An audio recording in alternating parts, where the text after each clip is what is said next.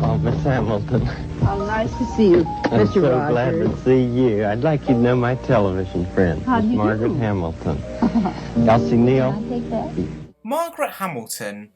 Now, probably many of you younger viewers aren't really going to recognise on who she is, but if we just slap on some green makeup with her, you might be able to recognise this particular character, aka the Wicked Witch of the West. Now, for anyone who grew up with The Wizard of Oz, which is probably nearly all of you, the Wicked Witch was likely the first baddie you ever saw in a film that truly terrified you, with her wicked powers, that she was always watching the main cast, made life-threatening threats, and kidnapping Dorothy. But of course, the character that Margaret Hamilton played was nothing like her. In fact, she was a really sweet lady.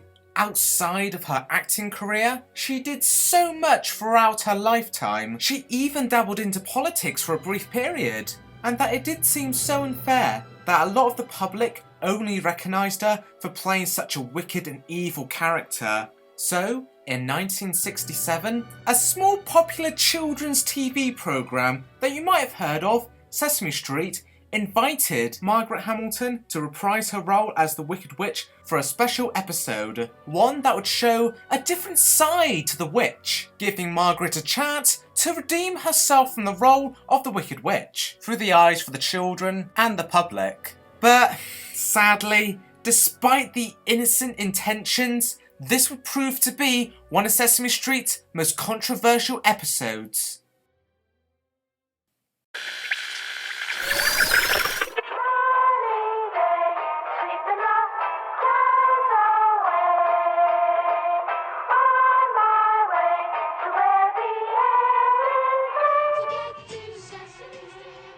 The episode starts with the Wicked Witch losing her broom as she flies over Sesame Street.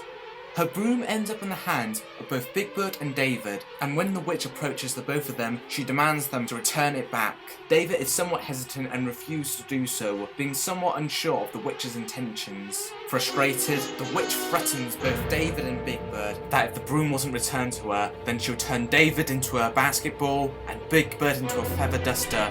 And before she walks off, she also implies of making it rain inside of the hookah store. And despite being powerless without her broom, her threat still terrifies everyone on Sesame Street. That is all except for Oscar the Grouch, who seems to be unfazed of her wickedness and actually admires her, even up to the point of developing a small crush for her. The Wicked Witch for the remainder of the episode tries various techniques and ways to get her broom back, even disguising as an elderly lady, but it all doesn't work and slowly starts to soften up. And gradually, even Big Bird comes to warm towards the witch, realising that deep down inside, she's really not that bad, and even gets partially upset for when she has to leave Sesame Street.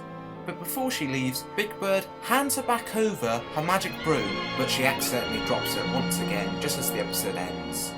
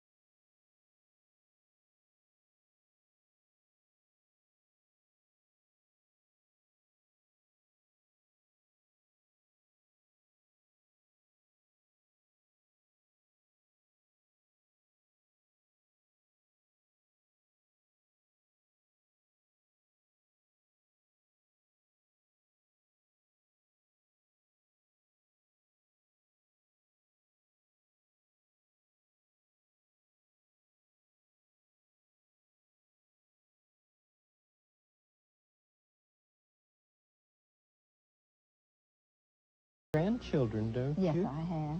I have 3. I have a grandchild named Christopher, and he's 9.